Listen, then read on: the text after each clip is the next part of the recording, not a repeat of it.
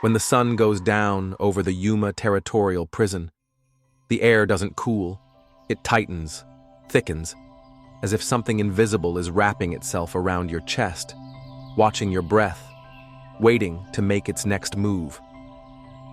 Last time, we followed a modern investigator drawn into the century-old legend of a little girl in a red dress, a child said to haunt the prison after drowning near the Colorado River, chasing a doll no one could find. But this isn't just a child's ghost story. And that doll? It's not just a relic, something happened here. And tonight, we return. Not just to explore, but to confront what the shadows have been hiding. In this volume, we descend into the most feared part of the prison, the dark cell. No light, no windows, just stone, rust, and silence thick enough to hear your own heartbeat. Inside, the past breathes. A voice, barely audible, says one thing: find me. From visions of her final moments to the discovery of a hidden chamber and the diary that reveals everything she couldn't say in life. What we uncover may change the way we think about hauntings entirely. But know this: you can't awaken a place like this and expect it to fall quiet again. You can't call out to the dead without something eventually calling back. Welcome to Volume 2 of Arizona, The Doll in the Red Dress. We're not just chasing a ghost anymore, we're chasing the truth. If you thought this tale was chilling, wait until you hear what's lurking in the next state. Hit subscribe to MindFuel and fuel your nightmares with every spine-tingling upload. The dark cell is not marked by anything extraordinary from the outside. A rusted iron gate, blackened by 100 summers, sits wedged between two uneven sandstone walls. No warning signs, no plaques meant to glorify or dramatize. Just a thick door and the silence of neglect. But those who've lived in Yuma long enough know what it is, what it was. The prison's coldest punishment, total sensory deprivation. One way in, no windows, no light, no clocks, no sound, but your own bones adjusting to the dark. And some say it's where she waits. It's close to midnight now. The scarf, still damp from its unexplainable appearance on the floor, lies folded on the control room desk. The investigator, no longer playing the skeptic, now moves with caution, calculation, not out of fear, but invitation. He doesn't want to run from this anymore. He wants to understand it, and every trail, every thread has pointed to one place: the dark cell. He carries only a small digital recorder, a full-spectrum camera, and a narrow-beam flashlight. The walk to the cell is slow, deliberate. Each footstep echoes louder than it should in a place this old. The corridor turns colder as he descends. A drop in temperature, yes, but something else too. Something deeper, like the air is not just cooler, but older. The gate squeals open with effort.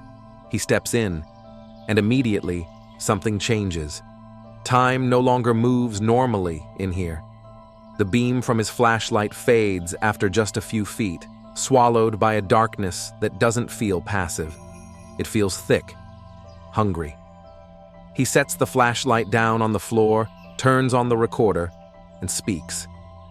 This is the Yuma Territorial Prison. Dark cell. Midnight. Audio and visual both recording. No electromagnetic interference noted at this time. Then, silence. He takes 3 steps forward. The door swings shut behind him with a slam. He freezes. Not a breeze, no pressure change. That door moved on its own. The recorder is still running. His breath comes heavier now. Then, from the far corner of the cell, a whisper. Software, wet, like air forced through soaked cloth. 2 words: find me. The hair on the back of his neck lifts. He slowly pans the camera toward the direction of the voice. Nothing. But the air changes again. This time, it's not cold. It's wet, like mist settling into fabric. Like the river, again. He inches forward, closer to where the voice had come from. The flashlight flickers. and for a moment, just a second, he sees something reflected in the lens. Eyes. Not large, not glowing, just human. Small and wide, and looking straight at him. Then, gone. The light fails completely. He speaks into the recorder again, more urgently this time. Visual contact, approximate height of subject, 3.5 feet. Duration, 1 second. No audio, no EMF spikes. He waits, listens. The room feels smaller now, like the walls have shifted, closed in.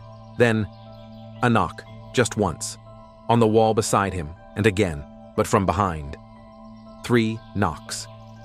He turns slowly in place, but nothing is there. Then, another whisper. She's hiding. This voice is different. Lower. Not a child, but not adult either. Something in between. He reaches out with the camera, using the lens as a kind of eye, swinging it around slowly. He sees nothing. But when he reviews the feed, just 10 seconds back, the screen glitches briefly, then stabilizes. And in that moment, a doll, pressed into the corner of the cell, upright, head tilted, hands clasped. Not there now, but there then. He switches the flashlight back on, moves to the corner. Nothing, just rock and dust and the smell of damp fabric that has no reason to exist in the desert. Then, without warning, the recorder stops. The screen freezes. He checks the battery, fully charged. He powers it off, powers it back on, but the last recording is gone. Deleted. He tries to replay it. The screen reads, "File corrupted." But in its place, something else. A new file, untitled, only 13 seconds long. He plays it. It's the sound of water, flowing, then gurgling, then a child's giggle. Software too soft. He plays it again. The same. Only this time, the giggle is louder, more playful. And the last 3 seconds, different. A whisper, but not words. A hum. A lullaby. Faint. Broken. Almost like it's being sung underwater. The hairs on his arms stand up. He looks around the room again, camera rolling, breath caught in his throat. He hears something shuffle behind him, turns, and this time he sees it clearly. A small figure. Back turned, red dress, frayed at the hem, sopping wet. The doll hangs loosely from her hand. She doesn't move. He doesn't speak. She raises one hand slowly, points toward the far wall, toward the old drainage grate that hasn't been opened in decades. Then, she's gone. The room empties again. Only dust and cold remain. He walks toward the grate, kneels. Something sticking out from it. Cloth. He pulls it gently. It's a piece of the red dress. But the cloth is not rotted, not brittle. It's new.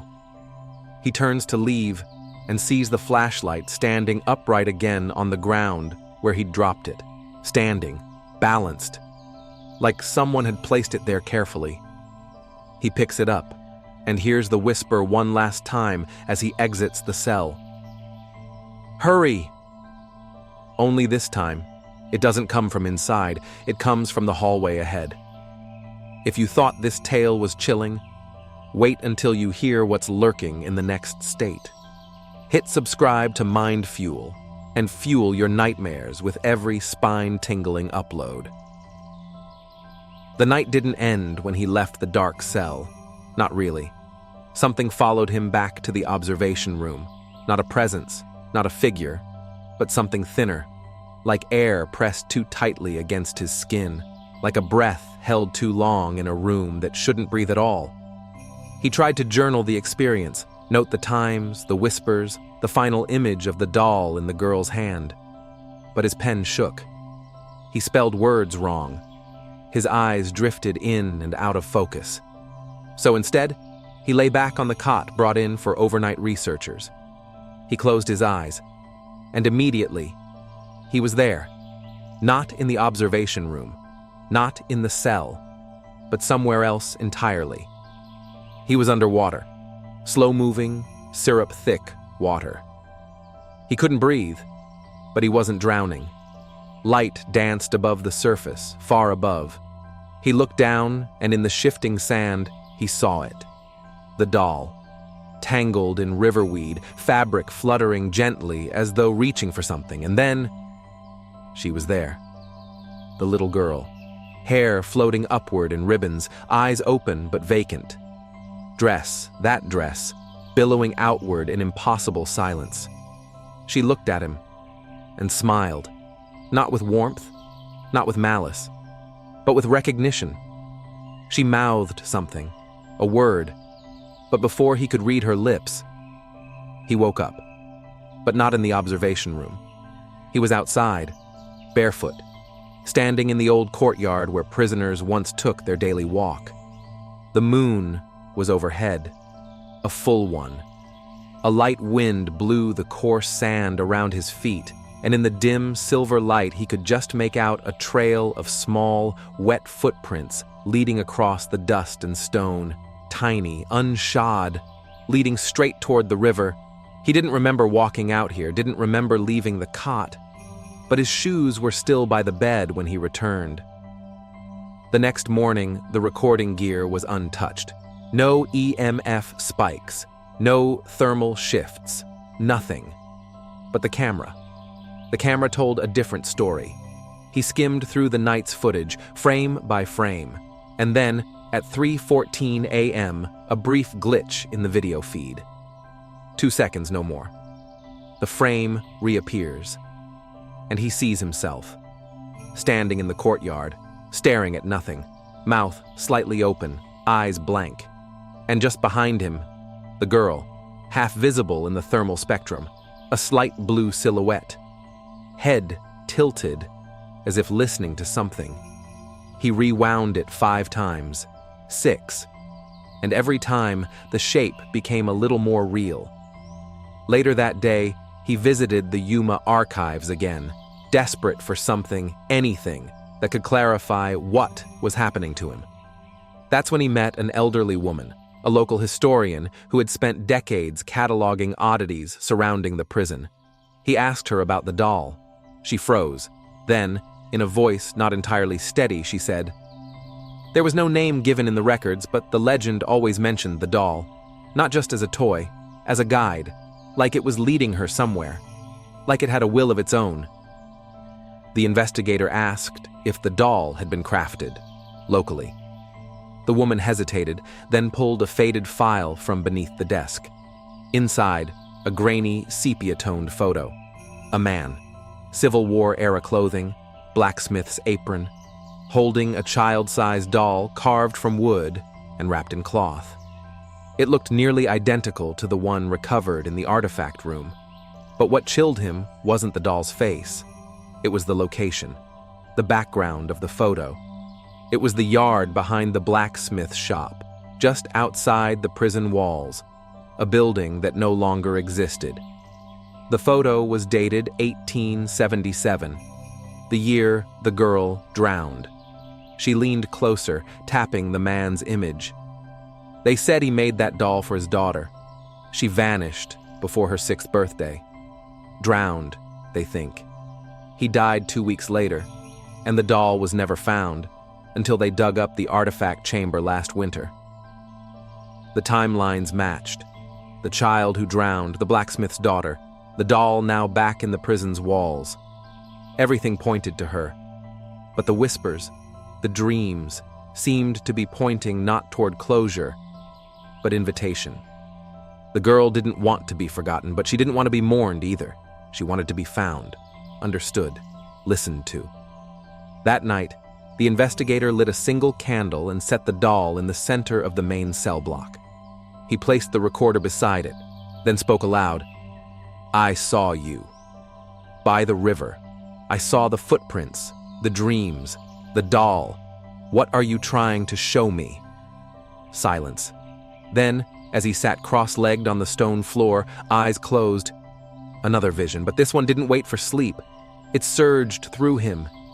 He saw her again, running along the riverbank, laughing, cradling the doll, a storm in the distance. She slipped. The water pulled her in, and in her panic, She held the doll above her head, trying to keep it dry. But then, she let go. Not by accident.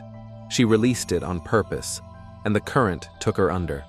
The last thing she saw before the water swallowed her whole was the doll spinning away on the surface like a tiny boat. She hadn't chased the doll. She had let it go. Why?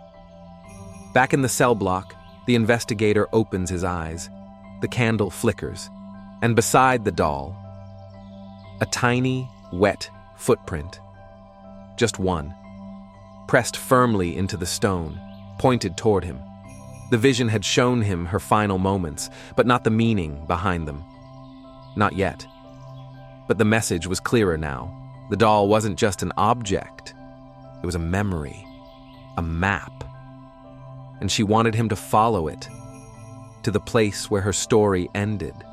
Or maybe, the place where it began. If you thought this tale was chilling, wait until you hear what's lurking in the next state. Hit subscribe to MindFuel and fuel your nightmares with every spine-tingling upload. You come to Yuma to confront a ghost. But what happens when the ghost leaves breadcrumbs? What happens when she wants to be found? By the time the sun rose on his third day at the prison, the investigator had stopped trying to convince himself he was imagining things. He had stopped checking the time. He had stopped questioning the logic. Something was leading him, nudging him forward through dreams, whispers, signs only he seemed able to see. And all signs pointed to the oldest part of the prison. The foundation. The original structure built before proper blueprints were drawn, before the renovations, before the flooding, the expansions, the earthquakes, back when men carved their fate into stone with pickaxes and rope. A forgotten corridor lay behind the collapsed storage wing. Park officials had long since deemed it unsafe. Reinforced steel barriers now kept tourists out. But the investigator, map in hand, traced something odd. A section of wall that seemed to bow unnaturally outward, as if something was pressing from the other side. He returned at dusk with only his lantern and crowbar. The metal door was rusted shut, but it yielded, and behind it was silence. Thick, still, choking. He stepped inside. Low ceiling, crumbling walls, dust coating every surface like ancient ash. The air tasted like mothballs and rusted nails, and yet it was colder. Not naturally cold, but wrongly cold. Like the room had been sealed from time, untouched for over a century. The passage twisted to the left, then opened into a room barely 6 feet wide. He swept the lantern light across the floor and stopped. In the corner, propped carefully on a stone shelf carved into the wall, were toys, not modern ones. Wooden blocks with faded paint, a carved bird on wheels, string long rotted away, a threadbare bear missing one eye, and on the wall above them, tiny chalk drawings. A sun, a river, a stick figure girl, $1. And next to the toys, partially buried in dust and time, lay a book. He knelt, lifted it carefully. The pages stuck together at first, fragile and damp with the scent of age and mildew. But once opened, the pages revealed a child's handwriting, crooked, uneven, sometimes difficult to read, but legible. It was a diary. He sat down in the dirt and read, and the girl's voice came back, not in whispers or dreams, but through ink, through thoughts once meant for no one. They told me not to bring Dolly to the yard. They say she watches too much. They say she makes the bad men talk in their sleep. But Dolly doesn't scare me. She talks to me too sometimes, but only when I'm sad. Another entry. Papa says we'll go home when the work is done. He makes the bars and the locks. I stay in the room under the stairs. I hear them yelling at night. I saw a man die through the cracks in the floor. And another. I told Dolly about the girl who cries in the walls. She said not to worry. The crying will stop when the river comes. The investigator's hands trembled. This wasn't just a play area. It was where she lived, hidden beneath the prison. While her father, the blacksmith, forged shackles for the condemned above, she was below, alone, writing, drawing, listening to the cries that leaked through the stone. No one had mentioned this chamber, no historian, no guidebook, not even the elderly woman at the archives. How could it have been missed? Unless. It was never meant to be found. Unless she was showing it to him now. And then, he turned to the final entry. The handwriting was messier, urgent, a child's attempt to write too quickly. Dolly says I should go to the river. She says the men are scared. She says they want to lock her away. But she won't let them. She says she will stay if I go. The last line trailed off into a scribble. Then a single word, written larger than the rest. Find. He closed the diary. The dust on the floor, near the toys, had been disturbed. Footprints, bare, small, recent, led in a circle around the toys and stopped at the far wall. He followed them with the lantern. Something was carved into the stone. Faint, worn, but unmistakable. A symbol, a child's handprint, pressed into the stone like a fossil. Inside the outline of the palm, etched with the point of something sharp, were 3 small lines and a single dot. The same symbol he'd seen in the girl's chalk drawings. He reached out to touch it. The stone felt warm, not metaphorically. It was actually warm. Behind him, the air shifted. The toys rattled. A gust of wind blew through the corridor, but there were no windows, no vents, just that single open doorway behind him. The lantern flickered, then went out. He stood in darkness, total. And then he heard it. Not the cry of a lost child, not a whisper, but a song, a humming sound, delicate, tuneless, innocent. And it was close. He turned. Nothing. Turned again. Still nothing. But the humming grew louder. And suddenly, it stopped. Silence. And then, a voice, right behind him. Childlike, clear. You're almost there. He ran, blindly, barely remembering how he got in, scraping his shoulder against the stone, lungs burning as he reached the door and slammed it shut behind him. He didn't look back, didn't sleep, didn't speak. He just sat on the edge of his cot, holding the diary, reading it over and over. Each time a new word seemed to emerge, a phrase he hadn't noticed before, a drawing that hadn't been their way, like the diary was still writing itself, still trying to communicate. The girl's story wasn't just a tragedy. It was unfinished, and the doll, the one the investigator had placed gently back in the observation room, was missing when he returned the next morning. In its place, on the cold cement floor, was a chalk drawing, a river, a dollar, and a tiny girl, holding the hand of someone much, much taller, someone wearing a red scarf. Him. The message was no longer just an invitation. It was a demand. Finish the story, find the truth, before the doll found someone else. If you thought this tale was chilling, wait until you hear what's lurking in the next state. Hit subscribe to MindFuel and fuel your nightmares with every spine-tingling upload. There are entries in the girl's diary that don't seem to follow any chronological order. At first, the investigator thought it was just a child's mind skipping from one thought to the next. But over time, he began to understand. The diary wasn't telling a story. It was reliving one. And it wanted him to relive it too. He spent hours in his temporary quarters, the faded lamplight casting warped shadows across the walls as he transcribed the entire diary into his notebook.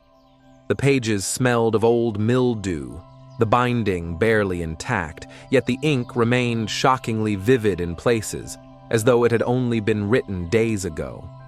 Then, he turned a page and found it. A name. "My name is Eliza." 3 words written with more care than any other line in the entire book. The letters carefully spaced, the pen pressure uneven, as if the child had pressed too hard, trying to make sure she did it right. It was a declaration, not a whisper, not a clue, a claim. "My name is Eliza."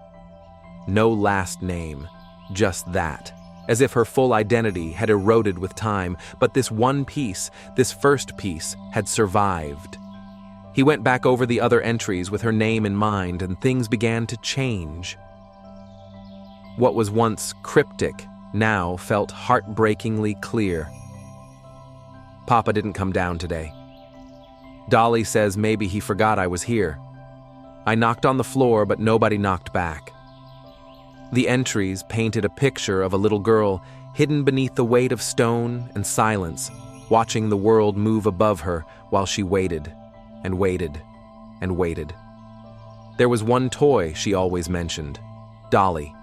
It wasn't a generic name. It was always Dolly, with a capital D, as if the doll were a person, a companion, a guardian, a witness. Dolly saw what they did. He read that line 5 times, each time slower than the last.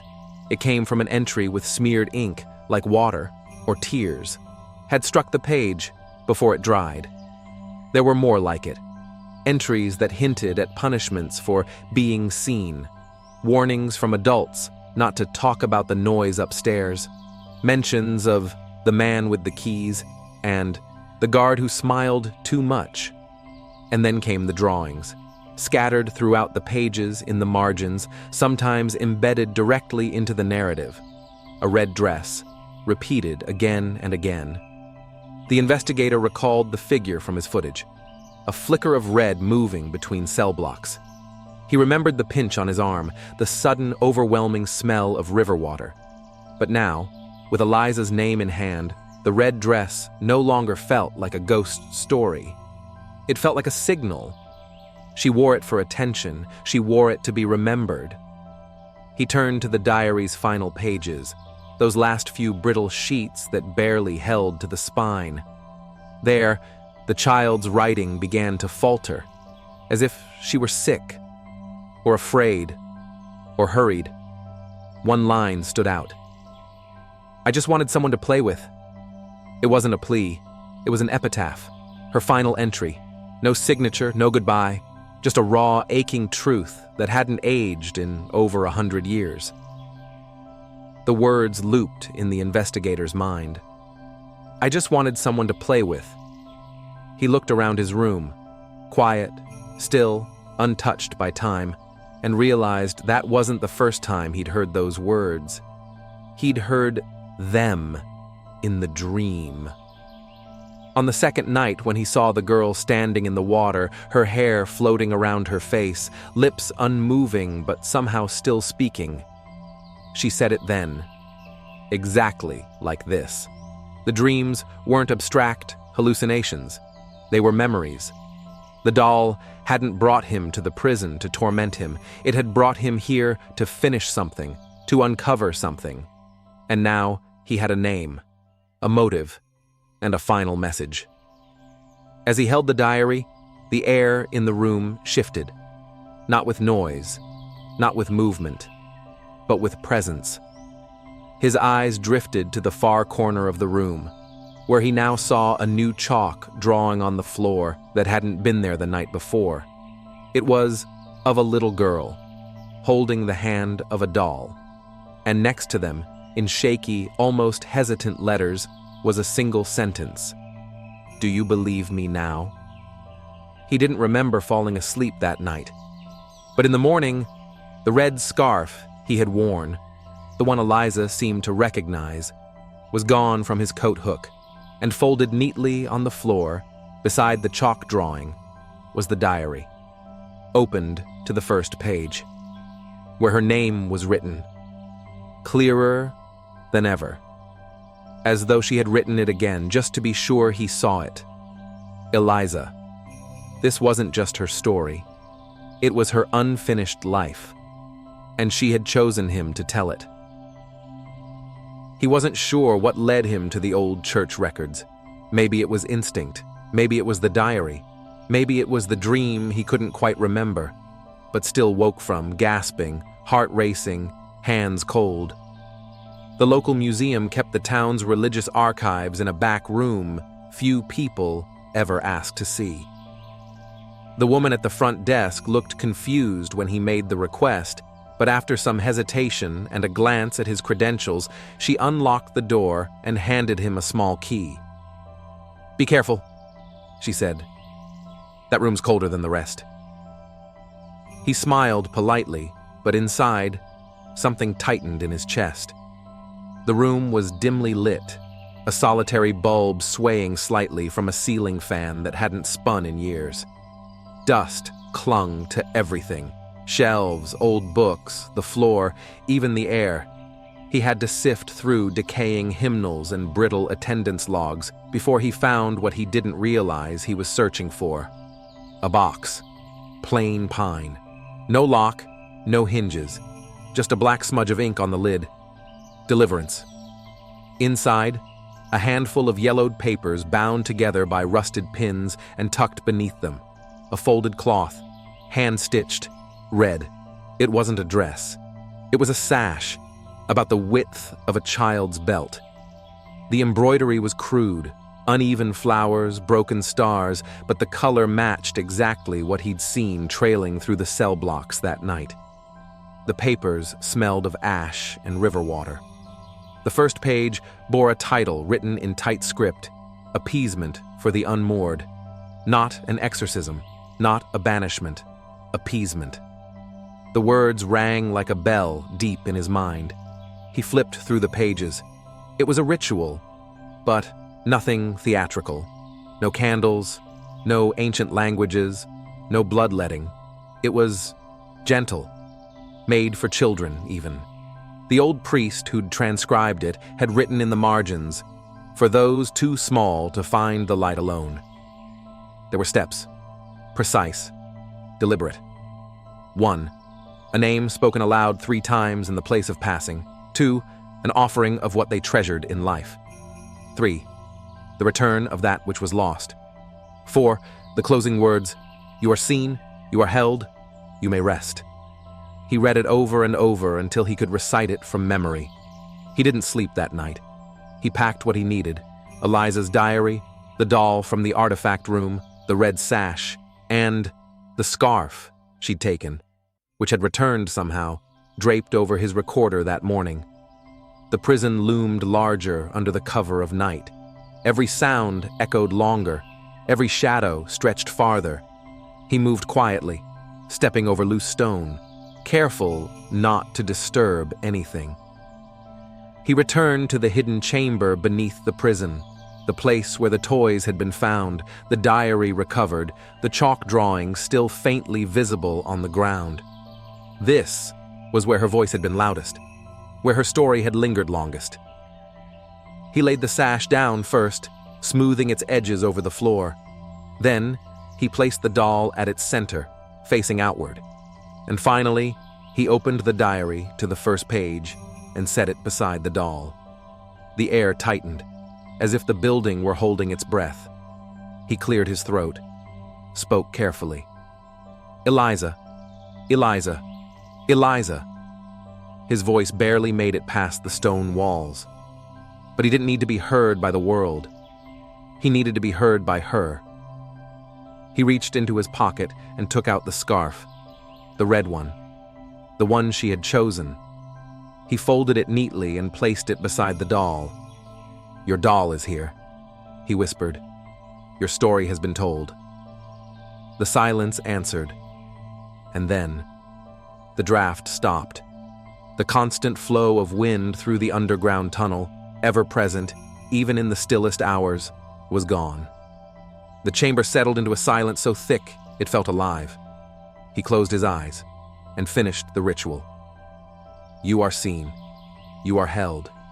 You may rest." For a moment, nothing happened. And then, the sound of fabric shifting. He opened his eyes. The red sash was moving. Not fluttering. Not blown. Being pulled. It slid slowly across the ground, toward the wall, toward the place where the chalk drawing of the girl had once been, now almost invisible with age. And there, just for a second, he saw her. A little girl in a red dress, not angry, not afraid, just watching, holding the doll. Her eyes met his, and she smiled. Not a wide smile, not the grin of a specter satisfied, a small one. The kind a child makes when someone finally understands them.